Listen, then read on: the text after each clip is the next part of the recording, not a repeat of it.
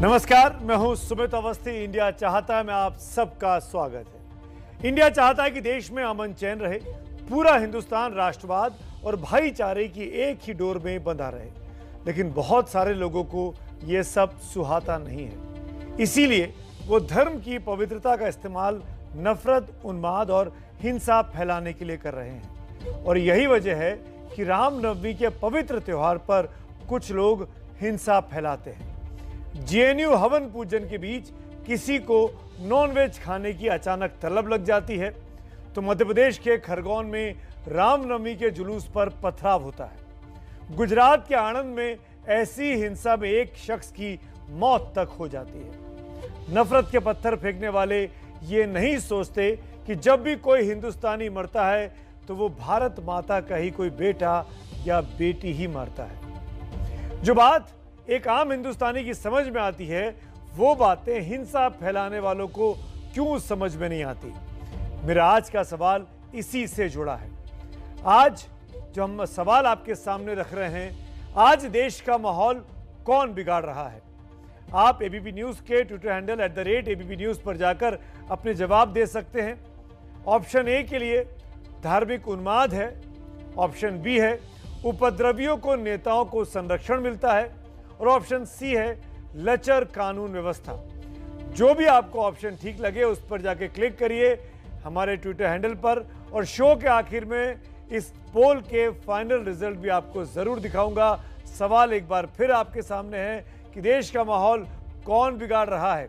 धार्मिक उन्माद की वजह से बिगड़ता है, उपद्रवियों को नेताओं का संरक्षण इसलिए मिलता है, या फिर लचर कानून व्यवस्था इसकी बहुत बड़ी वजह है। इसी मसले पर बात करने के लिए मेरे साथ आज दो खास मेहमान हैं। भारतीय जनता पार्टी के सांसद और प्रवक्ता सुधांशु त्रिवेदी जी हैं, और साथ ही AIMIM जो कि असदुद्दीन ओवैसी साहब की पार्टी है, उनके वरिष्ठ प्रवक्ता वारिस पठान साहब हैं। इन दोनों लोगों से मैं चर्चा करूं, सवाल जवाब करूं, उससे पहले हमारी ये खास रिपोर्ट देखिए कि कैसे नफरत की आंच इस देश को झुलसा रही है।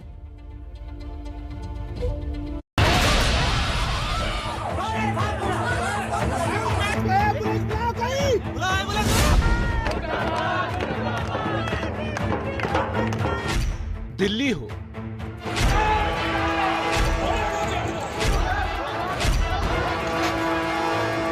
गुजरात हो, बंगाल हो,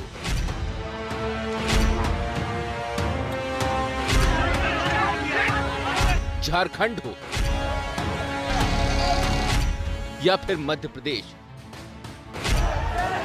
शहर शहर क्यों भड़क रही है नफरत की चिंगारी। क्यों धर्म के नाम पर हो रहा है फसाद। क्यों आस्था पर बरस रहे हैं पत्थर। क्यों त्योहार की खुशियों का रंग हो रहा है लाल। अरे कोई एम्बुलेंस बुलाओ। रविवार को रामनवमी के मौके पर जेएनयू में जो कुछ हुआ, उसने इस विश्वविद्यालय की गरिमा को और कम कर दिया। घटना कावेरी हॉस्टल में हुई। लेफ्ट और राइट विंग के स्टूडेंट्स आपस में भिड़ गए, डंडे चले, रॉड चले, गमले फेंके गए। जिसके हाथ में जो कुछ आया वो हिंसा में हथियार की तरह इस्तेमाल किया गया। 60 से ज्यादा छात्र जख्मी हुए। एक ही विश्वविद्यालय में एक ही हॉस्टल में रहने वाले स्टूडेंट्स ने एक दूसरे का खून बहा दिया। अरे कोई एम्बुलेंस बुलाओ। नॉनवेज मिलने वाली बात, आपने जाके मेस मैनेजर को धमकाया, और जो वेंडर आया था चिकन लेके उसको आपने मारपीट किया। इस तरीके से पत्थर लाया गया बोरियों में भर के, मरकरी CFL लाया गया, CFL से अटैक हुआ। ये लेफ्ट वाले लोग थे जिन्होंने आकर बाधा पहुंचाने की कोशिश की। अब इस महासमर की वजह भी जान लीजिए। लेफ्ट विंग के लोग कहते हैं कि रामनवमी के मौके पर हॉस्टल में नॉनवेज खाने को लेकर ABVP के लोगों ने हमला किया, तो दूसरा पक्ष कहता है कि लड़ाई खाने की नहीं थी, बल्कि रामनवमी की पूजा न करने देने की थी। बवाल पूजा में विघ्न डालने के लिए किया गया। मेस में जो है वेज और नॉनवेज ऑलरेडी पहले से ही सेपरेट बनता है, उसमें कोई इशू ही नहीं रहे हैं कि नहीं आपको ये नहीं करना, जबकि वार्डन कह रहा है कि नहीं आप खा सकते हैं। पूजा में कोई किसी भी प्रकार का कोई विधान नहीं डाला गया है। बात यहाँ सिर्फ खाने की हो रही थी। ऐसे मारा गया कि आप सोच सकते हैं उनको मतलब एक को तो लातों से नीचे गिराने पर लातों से मारे जा रहे हैं। कावेरी हॉस्टल के स्टूडेंट्स ने एक पूजन का आयोजन किया था और वहां पर पूजन के आयोजन में उन लोगों ने जो एक अपने फास्ट को खोलते हुए वहां पर पूजन कैसे किया जा सकता है बिल्कुल सौहार्द के साथ उसका ऑर्गेनाइज किया था। लेफ्ट के कुछ स्टूडेंट्स द्वारा वो टॉलरेट नहीं किया जा सका और उसी के कारण से पूरी वायलेंस इन्फ्लिक्ट हुई है। पूजा को शुरुआत करने में भी खलल पड़ी, पूजा के अंत तक जाकर के भी खलल पड़ी। लेकिन इस तस्वीर को भी देख लीजिए जो घटना से पहले की है। ये जेएनयू का कावेरी हॉस्टल ही है और यहाँ इफ्तार और रामनवमी की पूजा साथ साथ हो रही है।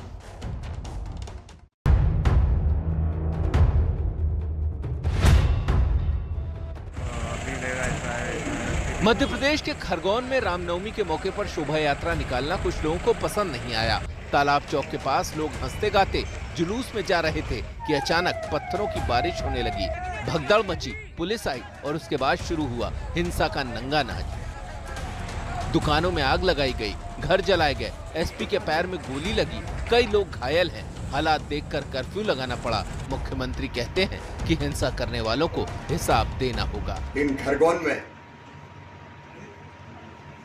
दुर्भाग्यपूर्ण घटना हुई है। दंगाई छोड़े नहीं जाएंगे, कठोरतम कार्रवाई की जाएगी। सिर्फ राज्य बदला है, नफरत की ये तस्वीर नहीं। साबरकांठा के हिम्मतनगर में दंगाइयों ने सब कुछ आग के हवाले कर दिया, बाजार जल गए। आणंद के खंबात में तो एक शख्स की मौत हो गई। हिंसा का तांडव यहाँ भी जमकर हुआ। दोनों ही जगह रामनवमी की शोभा यात्रा को टारगेट किया गया।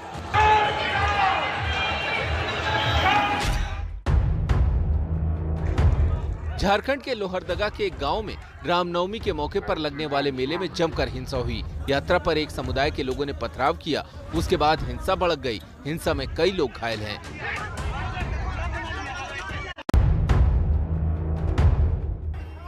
बंगाल के बांकुड़ा में रामनवमी शोभा यात्रा को लेकर दो पक्ष आपस में भिड़ गए, तो दूसरी तरफ हावड़ा में पुलिस ने शोभा यात्रा को रोका तो लोग भड़क गए।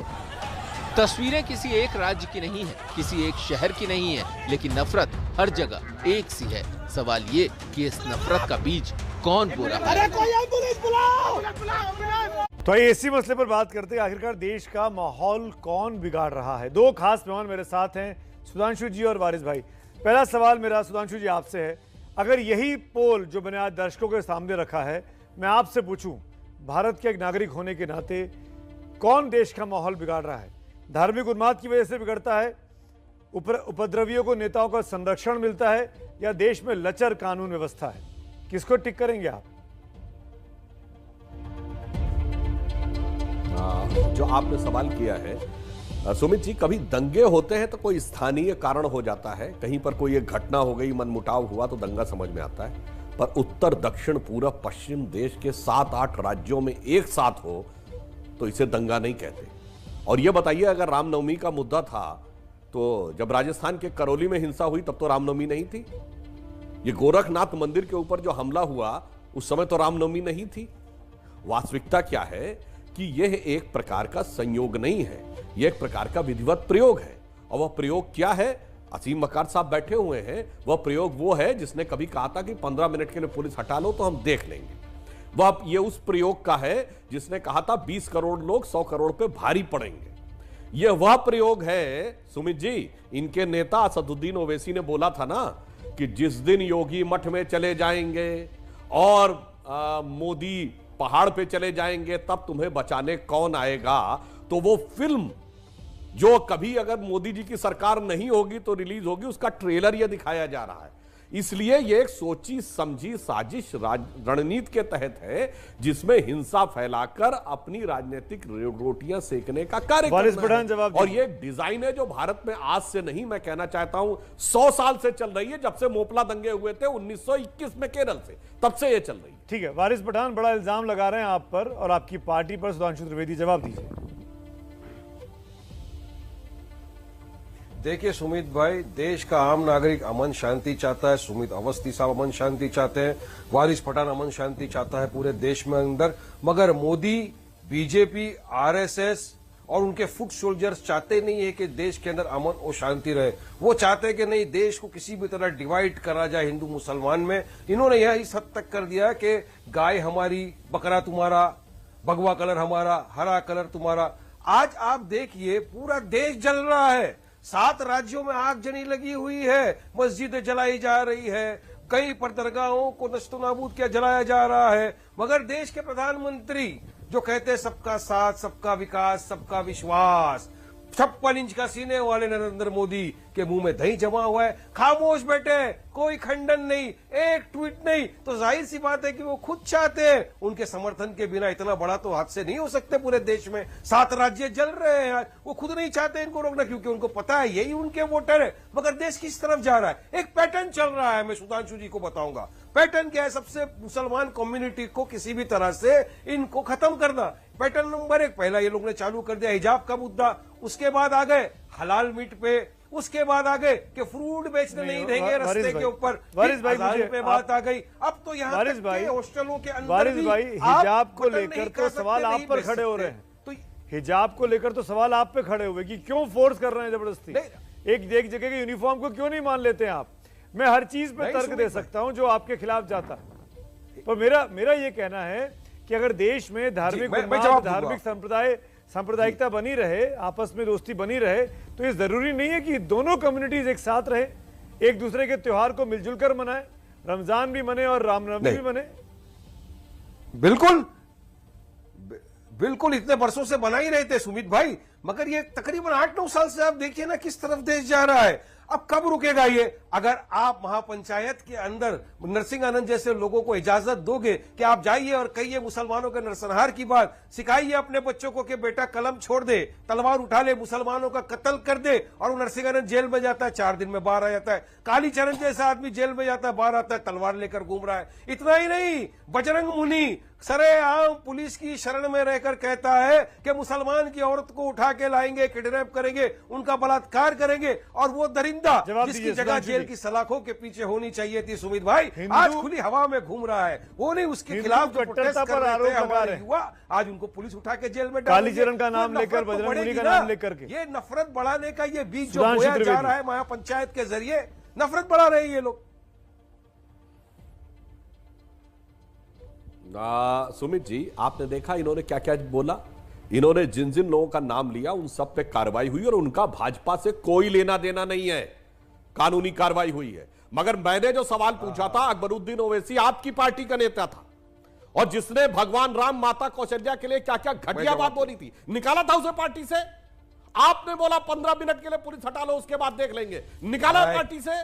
बोलो भाई, आप तो नेता थे, एमएलए था, पार्टी का सियासी नेता बोल रहा है, और उसके बाद चुप। और आपके सदर क्या बोलते हैं, और अब पूरी बात करूं, आप बोल रहे थे, मैं शांति सुन रहा। आपने बिल्कुल सही कहा कि मोदी जी की सरकार है इसलिए यह पैटर्न दिख रहा है, ये बीजेपी की सरकार है इसलिए। बताएं कि पैटर्न क्यों दिख रहा है? हमारी सरकार नहीं थी तो पैटर्न जानते क्या था?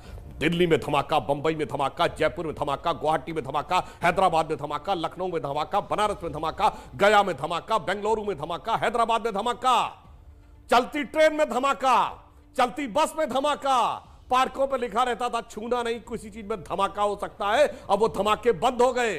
अब आपको इलीगल वेपन्स AK-47 लेके आना मुश्किल हो गया, तो अब पत्थरबाजी की शुरुआत हुई, और यह भी पहली बार नहीं हुई है। दिल्ली के दंगों में भी ताहिर हसन के घर के ऊपर ऐसे ही पत्थर और पेट्रोल बमों का जखीरा मिला था, और शुरू में आपकी तरह आम आदमी पार्टी ने भी यही कहा था हमसे कोई मतलब नहीं है। बाद में जब साबित हुआ तो उनको मजबूरी में कार्रवाई करनी पड़ी।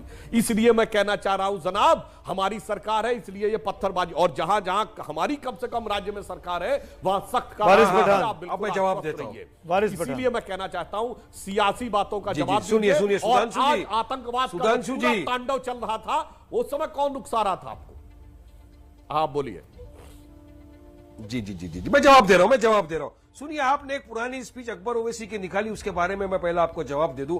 उस स्पीच के बारे में अकबर ओवैसी साहब लंदन में इलाज कर रहे थे, सरेंडर हुए हाई कोर्ट के सामने, जमानत लिए, ट्रायल चला, और इंशाल्लाह ट्रायल में जो फैसला होगा उनका करेंगे, शायद छूट भी जाएंगे। मगर उनके बारे में आपने क्या कहा? जिन्होंने कहा था देश के गद्दारों को, गोली मारो सालों को, उनको जेल में डाला। अरे आपने तो वो साध्वी प्रज्ञा सिंह ठाकुर, जिसने हमारे मुंबई शहर के बहादुर ऑफिसर हेमंत करकरे, जो एक आतंकवादी अजमल कसब के साथ लड़ते हुए शहीद हो गया, उसको कहा था कि मैंने इनको शराब दिया था। आपने ऐसी लेडी को मेंबर ऑफ पार्लियामेंट बना दिया। आज लोकसभा में आप समर्थन करते हो नरसिंहानंद का, आप जैसे लोग समर्थन कर रहे हो कालीचरण का, जिसने कहा था गांधी जी का जो गोडसे है, गोडसे की तारीफ करी थी, हमारे फादर ऑफ द नेशन की बुराई करी थी। बजरंग मुनि, जिसने हाल ही में इतना बड़ा बयान दे दिया मुसलमान औरतों के लिए, एक भी भाजपा के नेता ने उसका खंडन किया, उसको जेल में डाला? नहीं डाला। आप नहीं डालोगे और आप निकालिए शोभा यात्रा, कौन रोकता है आपको शोभा यात्रा निकालने से? मगर सुमित भाई हुआ क्या, शोभा यात्रा निकली, मस्जिद के सामने जाकर खड़े हुए, वहां पर ये भगवादारी हिंदुत्व के गुण खड़े होकर गाना गा रहे कि मस्जिद के में जो टोपी और दाढ़ी पहनकर बैठे हैं, इनको भी जय श्री राम का नारा लगाना पड़ेगा, नारे लगाओ वरना पाकिस्तान जाओ, ऐसे गाने गाकर वहां पर माहौल खराब किया गया। पुलिस तमाशा देखती रही, यहां से हुआ पथराव। सुधांशु जी, तो क्या वहां पे आप सोचोगे कि ये रिपोर्ट तो आई है, ये रिपोर्ट तो आई है ये प्रोवोकेशन, माइनॉरिटीज के लोगों को उकसाया गया, उनको छेड़ा गया, पुलिस देख रही है तमाशा। ये इस बात का जवाब दीजिए सुधांशु जी आप।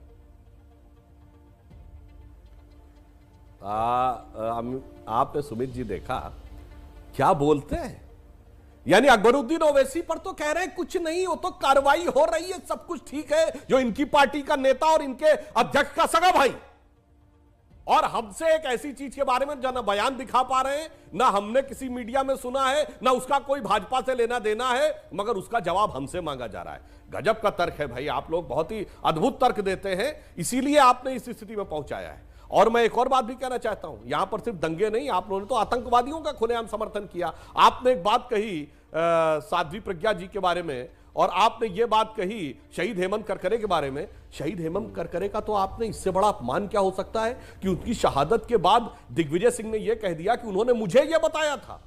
अब तो बेचारे जवाब देने के लिए नहीं रहे, अन्यथा वो जीवित होते तो उन पर कार्रवाई हो जाती कि आप इंटेलिजेंस के ऑफिसर होकर सरकार के बाहर के किसी आदमी को बात कैसे कर रहे थे कि क्या हो रहा था। इतना बड़ा अपमान आपने कर दिया। और साध्वी प्रज्ञा सिंह पे मैं चुनौती से कहता हूं, एक केस बताइए जो आतंकवाद से रिलेटेड हो, जो यूपीए सरकार में चार्जेस भी फ्रेम हो पाए। मालेगांव कहते हैं फर्जी बातों को लेकर असली बातों से बचने का प्रयास नहीं करना चाहिए। मालेगांव ब्लास्ट, अरे भाई बताओ ना, मालेगांव में कौन सा लगा? मकोका का केस यूपीए सरकार के समय में कोर्ट से खारिज हो गया। प्रज्ञा सिंह मकोका का केस यूपीए सरकार के शासनकाल में कोर्ट से खारिज हो गया। बताइए भाई, फैक्ट पे बोल रहा हूं, जवाब दीजिए। नहीं, साध्वी प्रज्ञा सिंह ठाकुर मालेगांव ब्लास्ट केस की आरोपी है। जो मोटरसाइकिल इस्तेमाल हुआ था जिसमें सैकड़ों लोगों की जानें चली गई थी, वो मोटरसाइकिल साध्वी प्रज्ञा सिंह ठाकुर के नाम पे, वो आज भी जो बेल पे है, मेडिकल ग्राउंड पे बेल पे है। Mister Sudhanshu Trivedi, kindly correct yourself. और इसी तरह से अरे भाई, 1993 जो ब्लास्ट नहीं है, खारिज हो गया। एक गाड़ी किसी लेडी के नाम पे थी, उसको तो सजा दे दी, तो साध्वी प्रज्ञा सिंह को सजा क्यों नहीं? उसको तो मेंबर ऑफ पार्लियामेंट बना दिया। मेडिकल ग्राउंड पे बेल लेकर आई है, कभी रास गरबा खेलती हुई दिख रही है, कभी बास्केटबॉल खेलती हुई दिख रही है। और आपने देश का क्या कर दिया? अरे सुधांशु जी, आपको तो खंडन करना चाहिए इस तरह की वायलेंस का। प्रोवोकेशन करते हो, मस्जिद के सामने जाकर नारे लगाते हो, मस्जिद के मीनारे पे चल के झंडा लगाते हो, मस्जिद के इमाम को जाके बांटते हो, मस्जिद के अंदर आप खड़े रह के यूरिनेट करते हो और यहां पर आके भाषणबाजी दे रहे हो। अरे मुझे बताइए, ये खंडन लायक था या नहीं? आप जुलूस निकालिए ना, किसी ने आपको रोका क्या? मेरा हिंदू भाई मुझे फोन करके बोलता है, वारिस भाई, जो लोग इस तरह की कारण कर रहे हैं ये हिंदू ही नहीं है, ये राम जी का नाम रामनवमी में बदनाम कर रहे हैं। वारिस भाई, मेरे हिंदू दोस्त मुझे फोन कर करके बोल रहे हैं, क्यों बदनाम कर रहे हो राम जी का नाम इस तरह से? अरे प्रोसेशन निकला था ना, किसने कहा था कि आपको जाके मंदिर मस्जिद के मीनारेट के ऊपर झंडा लगा दे? और ये क्यों हो रहा है? ये ऐसा जो क्यों हो फ्रूट रहा बेच है? रहा था चाचा, वो भी आतंकवादी था? वो फ्रूट बेचने वाला बूढ़ा आतंकवादी था क्या? अपना फ्रूट बेच रहा था। वारिस भाई एक मिनट, वारिस भाई एक मिनट। फ्रूट सुधांशु जी, मेरा एक सवाल है, नहीं खरीदा जाएगा। सुधांशु जी, मेरा एक सवाल है। गुजरात में जहां पर आपकी सरकार है, स्पेसिफिकली गुजरात की बात कर रहा हूं, वहां पे 2-3 शहरों में ऐसी घटना घटी बीते 24 घंटों में, जिसको सांप्रदायिक उन्माद कह सकते हैं। मैं ये जानना चाह रहा हूं, क्या ये सब चुनाव के मद्देनजर हो रहा है? क्योंकि बड़े लोग बोल गए हैं कि देश में तभी तनाव होता है जब देश में चुनाव होता है, और ये क्या गुजरात के चुनाव आने वाले, उसकी जमीन तैयार हो रही है? क्यों हो रहा है ये सब? देखिए, यही बड़ी एक आश्चर्य की बात है। ये बंगाल में क्या चुनाव होने वाले हैं क्या? ये जो एक बड़ी गंभीर समस्या है सुमित जी, ये सिर्फ भारत में नहीं पूरी दुनिया में एक वैश्विक कट्टरवाद है, और उसको हम जब छोटी छोटी चीजों से ढकने का प्रयास करते हैं, वारिस पठान जैसे लोग या अन्य लोग ये तिनके की ओट में पहाड़ छुपाने का बात करते हैं। इसलिए मैं कहता हूं ईमानदारी से इस समस्या को समझिए और उसके ऊपर गंभीर कार्रवाई करिए, और जब आप उसका बचाव करते हैं तो आप एक बहुत बड़ी समस्या को चुनौती देते हैं, आप न्योता देते हैं। अब मैं आपसे बात कहना चाहता हूं, जो मैंने आपसे बात हाँ, आप सही कहा, उसका जवाब नहीं था। आप सही कहा कि जितने भी केसेस आपने लगाए थे, अच्छा चलिए बताइए एनआईए का केस कब लगा था साध्वी प्रज्ञा सिंह में, बताइए। मालेगांव केस कब हुआ और कब चार्जेस फ्रेम हुए, डेट बताइए, मैं इनसे पूछ रहा हूं, बताइए।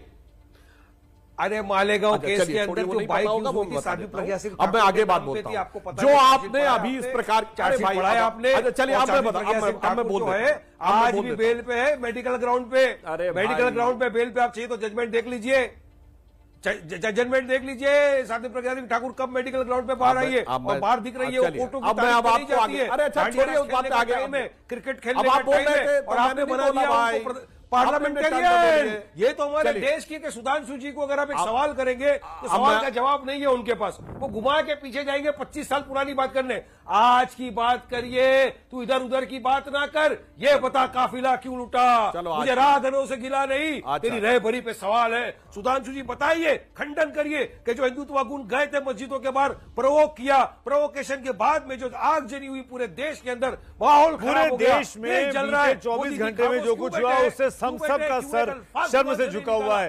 वारिस पठान, सुधांशु त्रिवेदी रहिएगा मेरे साथ, बने हुए हैं सुधांशु त्रिवेदी और वारिस पठान में बात हो रही है कि आखिरकार देश का माहौल कौन बिगाड़ रहा है। वारिस पठान ने कुछ इल्जाम लगाया सुधांशु त्रिवेदी, मैं आपके साथ इस सेगमेंट की शुरुआत करना चाहता हूं। वो ये कह रहे हैं हाल में जो घटनाएं घटी हैं बीते 24 घंटे में, उसका जवाब क्यों नहीं दे रहे हैं आप अतीत में क्यों जा रहे हैं, पीछे की बातें क्यों कर रहे हैं?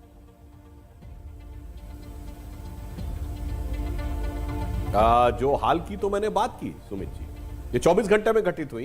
ये करौली घटना कब हुई थी? रामनवमी थी क्या? गोरखनाथ मंदिर के ऊपर हमला हुआ रामनवमी थी क्या? 5-7 दिन पहले की तो बात है। इसीलिए मैंने कहा ये डिजाइन है, ये बाकायदा एक प्रयोग है, ये नेट प्रैक्टिस है उस मैच की जो इनके नेता ने कहा था कि जब योगी मठ चले जाएंगे और मोदी वहां चले जाएंगे तो तुम्हें बचाने कौन आएगा। सुधांशु शब्द जी, ये था आपकी कि तुम्हें सरकारें बचाने कौन आएगा। मध्य प्रदेश में, गुजरात में आपकी सरकारें हैं, वो रोक सकती थी इस घटनाएं को। अगर इंटेलिजेंस होता, तैयारी होती तो रुक सकता था। और अमूमन रामनवमी पर बीते कुछ दिनों में, पिछले कुछ सालों में ऐसा माहौल देखा गया है।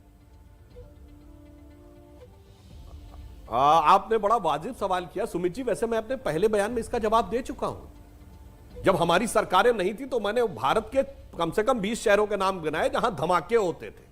अब चूंकि धमाके नहीं संभव हैं तो इसलिए इस प्रकार की कायराना हरकत की छोटे छोटे करके पत्थर इकट्ठा कर लो। अब पत्थर अगर कोई अपनी छत पे इकट्ठा कर रहा है, वो इंटेलिजेंस से पता करना थोड़ा मुश्किल होता है, वो नई चीज होती है, आगे भी पता हो जाएगा, कोई बात नहीं। जैसे यूरोप में याद करिए जब पूरी सख्ती हो गई थी तो गाड़ी ले जाके भीड़ के ऊपर चढ़ा दो, एक तरीका इजाद किया गया था। यह इस बात को दर्शा रहा है कि अब ना बम आ पा रहे हैं, ना RDX आ पा रहा, ना AK-47 आ पा रही है, इसलिए अब पत्थरबाजी की शुरुआत हो रही है। हाँ, वारिस पठान साहब ने एक बात बड़ी अच्छी कही थी कि आज की बात करो, पुरानी की बात मत करो। ये वारिस पठान साहब, 800 साल हमने इस देश पे हुकूमत की है, किसने बोला था? ये तो आपके नेता का बयान था। अभी आप बोलते बोलते नाथूराम गोडसे और भगवान राम तक चले गए।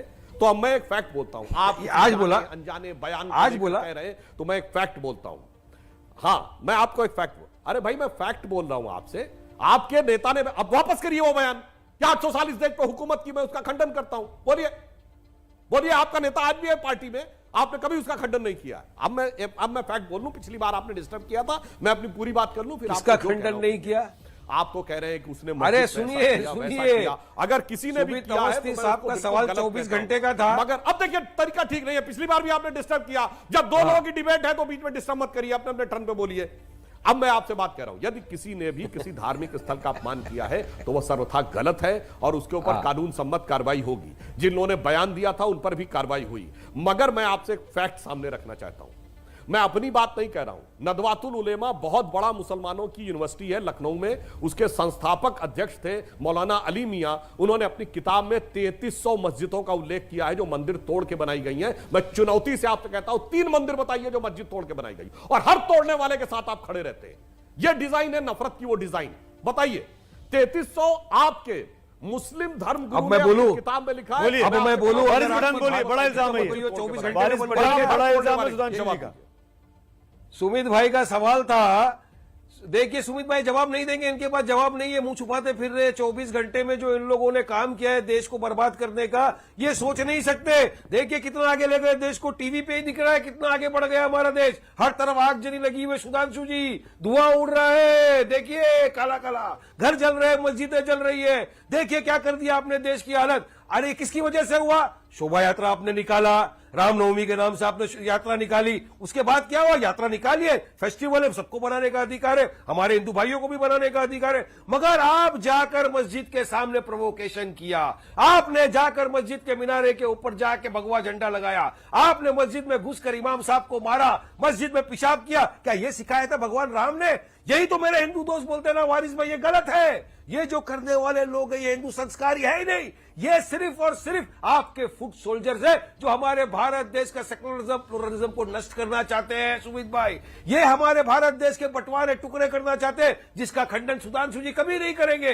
सुधांशु जी बात करेंगे 300 साल पुरानी, 800 साल पुरानी। अरे 2022 में देश का सत्यानाश हो गया है, इसके बारे में सोचो सुधांशु जी। कहां आप देश को लेकर आ गए हो? पेट्रोल डीजल गैस के भाव आसमान पे चढ़ा दिए आपने। वो वहां से ध्यान भटकाने के लिए अपने फुट सोल्जरों को तैयार कर दिया मोदी ने। कहा जाओ जुलूस निकालो, मुसलमानों को प्रोक करो, जाओ मुसलमान अगर कलिंगड़ या फ्रूट बेच रहा है तो तोड़ दो उसको, मुसलमान अगर हलाल मीट बेच रहा है उसकी दुकान को बंद कर दो, इनको व्यवसाय मत करने दो। अजान दे रहा है, लाउड स्पीकर के ऊपर बवाल खड़ा कर दो, तब जाके लोग हमसे सवाल पूछना बंद करेंगे पेट्रोल डीजल गैस के भाव के बारे में। ये चाल, ये पैटर्न, ये इस्तेमाल हुआ है। सुधांशु जी असली मुद्दों से ध्यान भटकाने के लिए ऐसा किया जा रहा है। कर्नाटका में आपकी सरकार है, बिहार में आप, हर जगह आप ही की सरकार में क्यों हो रहा है आगजनी?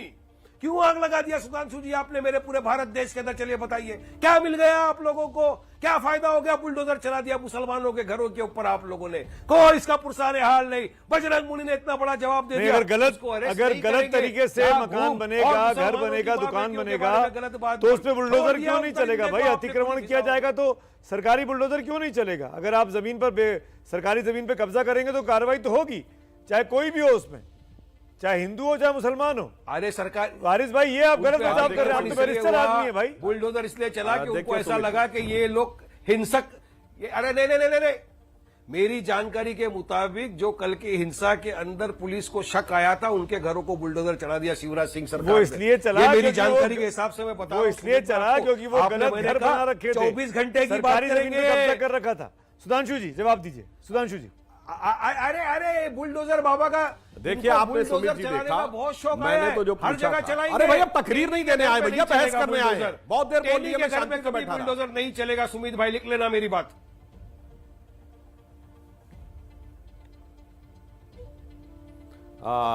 अब देखिए सुमित जी, मैंने तो फैक्ट रखा था और इन्होंने इतनी देर में क्या बोला?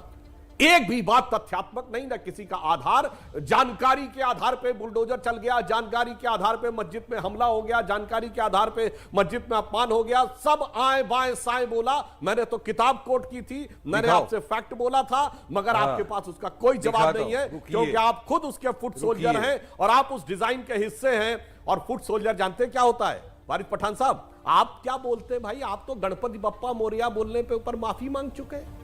बोलिए, आपकी तो पार्टी है जिसका नाम है मजलिस इत्तेहाद। ये मस्जिद का जलता हुआ वीडियो है, ये मस्जिद को जलाया हुआ वीडियो, और वह सेकुलर है, देखो, और वह सेकुलर है। दिखा भाई दिखा। और जो मैंने 800 साल पुराना बयान कोट किया था वो आपकी पार्टी का किया था। चलिए आज यहां बैठकर आप उस बयान का खंडन कर दीजिए ना, आज करिए। 11 अप्रैल को यहां पर बैठकर 8:40 मिनट पे कहिए कर दीजिए ना, मेरे नेता ने जो बोला था 800 साल वो गलत है, तो आपने वो बकवास है। कर दिया काम, खुद तो खड़ा रहना चाहते हैं पुराने दौर में। अरे कौन सा वीडियो करेंगे? मैं तो बता रहा हूं, क्या दिखाई पड़ रहा है, जिसमें किसका वो है? इसीलिए मैं कह रहा हूं 15 मिनट के लिए पुलिस हटाने वाला बयान देने वाले लोग, नहीं सुनिए भाई, 15 मिनट के लिए पुलिस हटा लो तो देख लेंगे। खंडन कर दो। सुधांशु जी मेरा एक काउंटर, सुधांशु जी मेरा एक काउंटर सवाल है। सुधांशु जी मेरा एक काउंटर सवाल है। सुधांशु जी आप बार-बार अकबरुद्दीन, बोलिए सुधांशु जी, आज अभी जवाब। सुधांशु जी, अकबरुद्दीन ओवैसी का वो बयान सरासर गलत था और उसको नहीं बोलना चाहिए था। अरे जवाब, लेकिन सुनिए वारिस पठान एक मिनट, वारिस पठान एक मिनट। सुधांशु जी मेरा एक सवाल है, वारिस जी एक मिनट। सुधांशु जी मेरा सवाल है, मध्य प्रदेश के गृह मंत्री हैं नरोत्तम मिश्रा, उन्होंने क्या कहा सुना आपने आज, कि जिन्होंने जुलूस पर पत्थर फेंका उनके घर हम पत्थरों से भर देंगे। ये गृह मंत्री बोल रहे हैं। ऐसी भाषा जिसको कानून का काम करना है वो क्या जायज है? मेरा आपसे सवाल है। शर्मनाक, शर्मनाक। देखिए, निकालो अभी के पहली बात ये कहना चाहता हूं, यही तो एक अंतर है। हाँ तो मैं अभी बोल रहा हूं भाई, मैं कह रहा हूं जो पत्थर फेंके उसके साथ क्या होना चाहिए? सुमित जी आप बोल दीजिए। जो पत्थर फेंक के देश में सांप्रदायिक हिंसा फैलाए, गृह मिनिस्टर वही है ना, देश में पुलिस है ना, वकालत है ना, जज साहब है ना। अरे वायलेंस करेंगे, कायदा कानून नहीं बनेंगे। क्या बात कर रहे हैं सुधांशु जी? माफी मांगिए देश के सामने, नेशनल टेलीविजन पर बैठ कर आप ये बात कर रहे हैं। अरे भाई आप कायदे कानून का क्या करेंगे? आप कायदे कानून का क्या करेंगे? अच्छा आप बोलिए, बनाना रिपब्लिक बना देंगे क्या मेरे भारत देश को? नहीं बनने देंगे। पत्थर फेंकने वाला आप मेरे महान भारत देश को साबित हो जाए कि पत्थर फेंके नहीं बनने देंगे। होना चाहिए कायदा कानून के साथ होगा करने का। अगर ऐसे बहस करनी तो क्या होना चाहिए भाई? पुलिस है मैं ना, एकदम शांति से इनकी बात सुनता हूं, हर दूसरे सेंटेंस पे कूद पड़ते। नहीं क्या तरीका है बहस करने का? इनके बयान कोट कर दिया उसका जवाब नहीं देते, अपने नेता के बयान का जवाब नहीं देते, अपने अध्यक्ष भाई के बयान का जवाब नहीं देते। मैं आज जवाब भी तो हर बात जवाब दे रहा हूं। और जाने अनजाने अर्जी फर्जी मस्जिद में ये हुआ, वहां पे पेशाब कर दिया गया। कहां पेशाब हुआ? चैलेंज यू, दिखाइए कहां पेशाब की गई मस्जिद में। झूठ बोल कर दिखाता हूं बिहार मस्जिद, ये देखो खरगोन और कह रहे हैं हमारी सरकारों में हुआ, लोहरदगा हमारी सरकार में है, बंगाल हमारी सरकार में है, बांकुड़ा हमारी सरकार में है। बिना वजह झूठी बातों को प्रचारित करते रहना। बांकुड़ा कहां है? पता नहीं क्या आपको? मध्य प्रदेश, बांकुड़ा किस राज्य? गुजरात। लोहरदगा किस राज्य में है? लोहरदगा मध्य प्रदेश में, बांकुड़ा मध्य प्रदेश में। ये इनका क्या? मैं बताता हूं ना किस राज्य में क्या हो रहा है। बहस करवाते हैं। अरे मध्य प्रदेश किसके अंदर में है? अरे यूपी किसके पास है? गुजरात किसके पास है? देश के अंदर सेंट्रल गवर्नमेंट किसकी है? सेंटर में मोदी है या नहीं है? खाली बोल दो नहीं, सेंटर की जवाबदारी नहीं है। बोल दीजिए अच्छा सुनिए, आप दोनों मुद्दे से भाग रहे हैं। मैं आपसे वारिस पठान से सवाल करता हूं तो वो सुधांशु जी की बातें करते हैं, सुधांशु से बातें करता हूं तो वो आपकी बात करते हैं। नहीं अभी सुधांशु त्रिवेदी बोलेंगे अमित शाह की जवाबदारी नहीं है। बोलिए, चलिए बोलिए। मुझे बताइए, तो उनकी जवाबदारी नहीं है कि क्या हो रहा है गुजरात में, क्या हो रहा है मध्य प्रदेश में? बोलिए, चलिए बोलिए, आपको टाइम दिया बोलने के लिए, अभी के अभी बोलिए, बोलिए, अभी मुझे जवाब चाहिए। देश सुनना चाहता है। क्या अमित शाह की जवाबदारी है नहीं है? जवाब दो, बोलिए सुधांशु जी, लास्ट जवाब दो, लास्ट बोलिए। बिल्कुल जवाब दे। जवाबदेही का तो जवाब दिया जो सुमित अवस्थी जी ने कहा है कि जिसने पत्थर फेंके उस पर कड़ी कार्रवाई होगी। बाकी जगह किसी मुख्यमंत्री ने बोला, गृह मंत्री ने, कि कार्रवाई होगी। अमित शाह बांकुड़ा जिस राज्य में है वहां का मंत्री फरहाद हाकिम ने जाके अपना इलाका दिखा, कहता देखो ये मिनी पाकिस्तान है, और उसके बाद जलवायु जलाल से मंत्रिमंडल में रहता है। ये डिजाइन है जिसकी वजह से देश में ये परिस्थिति उत्पन्न होती है। मैं आप दोनों को रोक रहा हूं माफी के साथ, लेकिन आप एक दूसरे पर इल्जाम लगा के हम बच नहीं सकते हैं। मैं आप दोनों से आखिर में एक दरख्वास्त करता हूं, क्या आप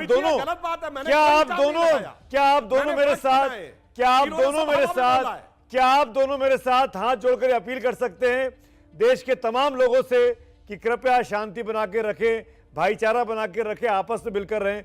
क्या इस नोट पर मैं इस डिबेट को खत्म कर सकता हूं? सुधांशु जी, वारिस भाई, आप दोनों चुने हुए लोग हैं, मैं आपसे पूछ रहा हूं कि हम तीनों मिलकर अपील कर सकते हैं उन तमाम लोगों से कि शांति बनाए, सौहार्द बनाए, मिलजुल कर रहें। बताइए, आखिर में है ये, बिल्कुल क्लोजिंग। बिल्कुल, मैं तो कहूंगा जवाब दो। मैं सुमित मेरे देश प्रेमियों, आपस में प्रेम करो। हम आपस में लड़ बैठे तो देश को कौन संभालेगा? कोई बाहर वाला अपने घर से हमें निकालेगा। वायलेंस किसी भी चीज का नहीं होना चाहिए। कानून प्रशासन के ऊपर विश्वास रखिए, कानून पर भरोसा रखिए। पुलिस प्रशासन से मेरी रिक्वेस्ट है कि जो कोई भी उसमें है इन्वॉल्व, उसके खिलाफ कानूनी कार्रवाई की जाए और उसको जेल में डाला जाए। सुधांशु जी, मगर कोई कानून हाथ में नहीं ले, ये मैं चाहता हूं। देश में अमन और शांति का माहौल बना रहे। सुमित जी, जहां तक सुमित जी शांति की अपील की बात है, मैं तो एक अदना सा प्रवक्ता हूं। हमारे बड़े बड़े नेता, मुख्यमंत्री और प्रदेशों के नेता अपील कर चुके हैं, मगर जो नेता आपके साथ बैठे हैं, जब तक अपने उस बयान के लिए माफी ना मांगे कि 15 मिनट के लिए पुलिस हटा लो तो देख लेंगे, 20 करोड़ हटा दे तो 100 करोड़ उनको देख लेंगे, जब चले जाएंगे तो तुमको कौन बचाएगा? तब अगर ये शांति की अपील की बात करते हैं तो इसे पंचतंत्र में रंगे हुए सीआर की कहानी की तरह देखा जाता है। पब्लिक देख रही है, दुनिया देख रही है क्या चल रहा है। बहुत बहुत शुक्रिया आप दोनों का हमारे साथ जुड़ने के लिए। वक्त हो रहा है एक छोटे से ब्रेक का, लेकिन ब्रेक के उस पार फाइनल पोल के रिजल्ट भी आपको दिखाएंगे और साथ ही साथ प्रधानमंत्री मोदी की मुलाकात होने वाली अमेरिकी राष्ट्रपति जो बाइडेन के साथ वर्चुअल मीटिंग वो भी आपको दिखाएंगे। लेकिन तुरंत लौट के आते हैं, आप बने रहिए एबीपी न्यूज के साथ।